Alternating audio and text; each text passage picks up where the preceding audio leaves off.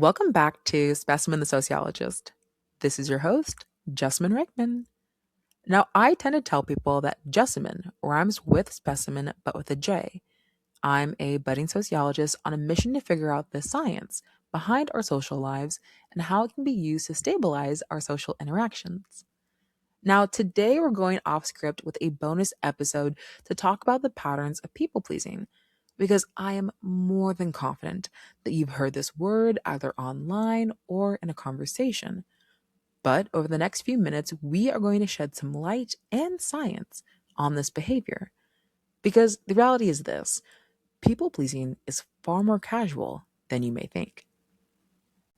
It can look innocent or even good on surface, but underneath, it often hides fear, insecurity, or a distorted sense of identity. And if unchecked, this behavior can lead to stress, burnout, resentment, anxiety, and even a disconnection from one's true self, which ties perfectly into our recent miniseries on loneliness as an identity issue. Now, as a friendly reminder, loneliness has nada to do with how many people are around you, and it has everything to do with your social needs not being met. So, first things first, what is people pleasing and how do we define it here on this podcast? Well, it's a behavior pattern where an individual consistently prioritizes the needs and desires of others over their own, often stemming from a deep seated need for acceptance and a fear of rejection. Now, let's sprinkle in some sociology. And to do that, we are going to welcome Dr. Irving Goffman into the conversation. Now, in his work, Dr. Goffman coined a theory called dramaturgy. Here's where Goffman describes life as a theatrical performance where individuals are quote unquote actors, managing impressions and performing roles for an audience. Now, this is all done to maintain a desired self image or to maintain a status quo. So, if we apply Goffman's theory of dramaturgy to the pattern of people pleasing, we can say that it is a form of impression management, whether you are presenting a likable or agreeable self to either gain approval or to avoid conflict. And this is where people pleasing quietly sneaks into our lives. Whether it is struggling to say no, overcommitting, excessive apologizing, or being overly agreeable. Like, these behaviors might seem harmful in nature, but they long term can be detrimental. And to further contextualize this conversation, we're going to pull into the combo, aka the podcast, Polish American psychologist Solomon Asch. And this guy is brilliant because he studied conformity. And in the 1950s, Asch conducted experiments where participants were asked to judge line lengths while seated next to actors who deliberately gave wrong answers. Now, at the end of his study, he found that 75% of people conformed to at least one. Now, this research showed how strong the need for group approval can be and how people will often reject their own perceptions to avoid standing out. And that same dynamic can translate into people pleasing, especially in close knit families, workplaces, or different cultures. Now, between Goffman and Asch, we can say this: people pleasing is not a personality trait, it's a learned behavior shaped by social structures, cultural norms, power dynamics, and the human need for belonging. And as the virtual cherry on top, it is often an adaptive behavior meant to survive within unequal systems. So, now that we have a sociological lens, let's bring in a little specimen, or as I would say, Jessamine advice. Because, honey, at some point, we need to release ourselves from the invisible shackle of people pleasing. And I'll say this: it's actually far more simple than you would realize. Because again, it's not about changing your behavior, it's about shifting how you see yourself and how you show up in relationships. And if people pleasing is rooted in a need for acceptance or fear of rejection, then we have to ground ourselves in our core values. So, to bring that perspective to life, I have a few points that I'm going to give to you. Point number one: rejection authenticates your identity. I found time and time again that rejection gives you a chance to reflect on what really matters to you, whether it comes from a friend group, a fraternity, or romantic relationship. Like these moments of rejection act as feedback, helping you become a stronger and more authentic version of yourself. Now, let's go into point number two, which is people pleasing doesn't actually please people. Because when you constantly conform to those around you, you deny them the opportunity to grow, whether that be through disagreement, reflection, or navigating different values. And this actually reminds me of an old literary folktale called The Emperor's New Clothes. And in 20 seconds or less, it follows the story of an emperor who is obsessed with clothes, but is tricked into wearing invisible ones. Now, everyone, afraid to seem foolish, pretends that they can see the clothes until a child finally tells the truth. So, again, the moral of the story is this: don't be the people pleasing officials who let the emperor walk around in his panties. Like, that's embarrassing for him. And they weren't helping the king, just like people pleasing doesn't help the people around you. Okay? Now, let's get into the third point, which is my favorite point. So, in case you're new here, hello, welcome. And I think it's also very important that you know that I identify as a Christian and I love using an I statement. So, if you are a Christian, perhaps this next point applies to you. If you're not, then honey, it doesn't. But, anywho, I would argue that people pleasing can be a form of idolatry, which is basically putting the value of something above God. And in the good old Bible, there is a book called Galatians. And in Galatians 1:10, it says, quote, "Am I now trying to win the approval of humans or of God? Or am I trying to please people? If I were still trying to please people, I would not be a servant of God."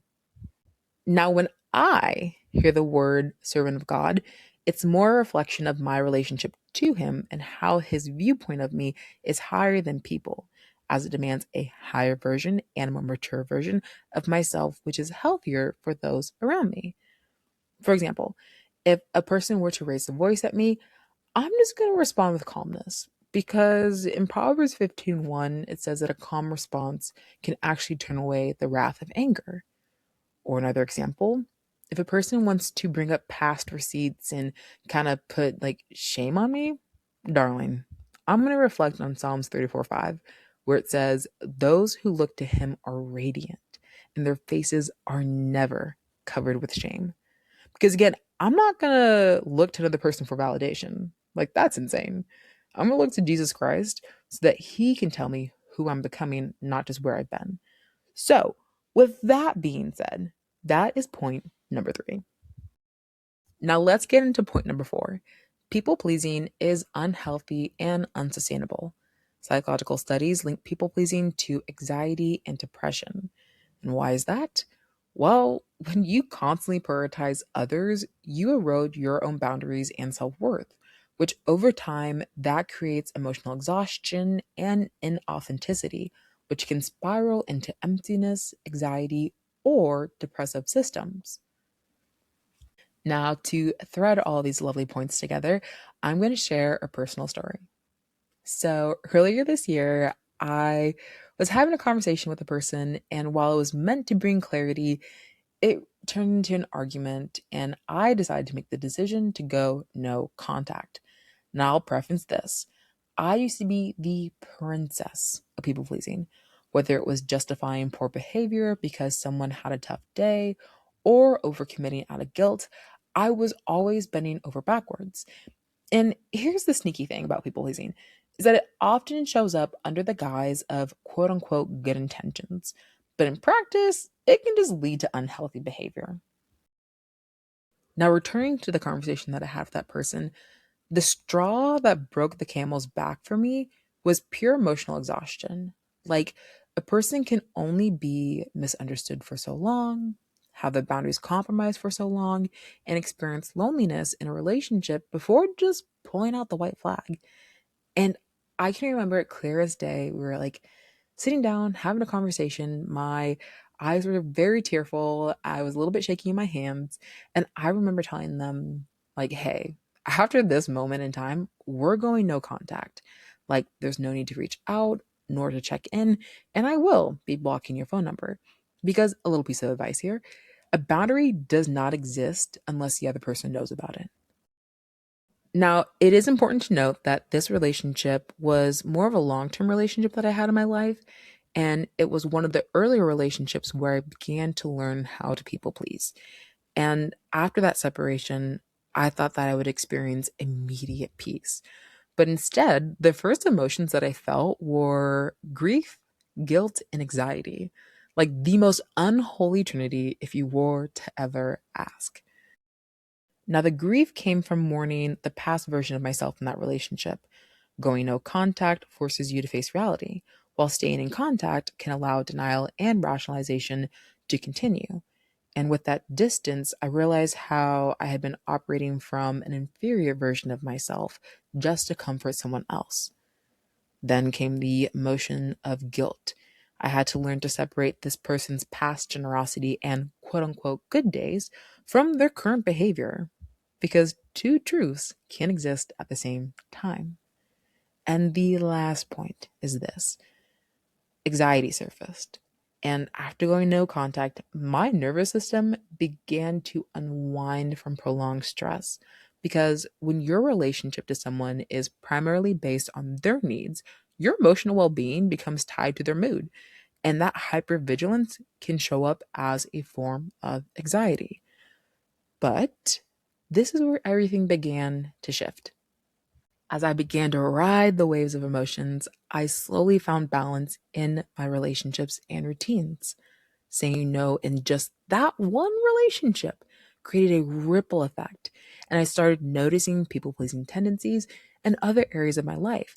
And for the first time in a very, very long time, I felt free.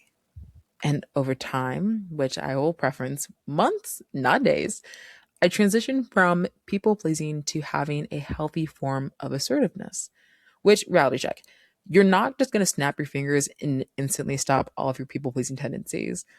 But as those old patterns resurface subconsciously, you will notice them faster and learn to resolve them more quickly.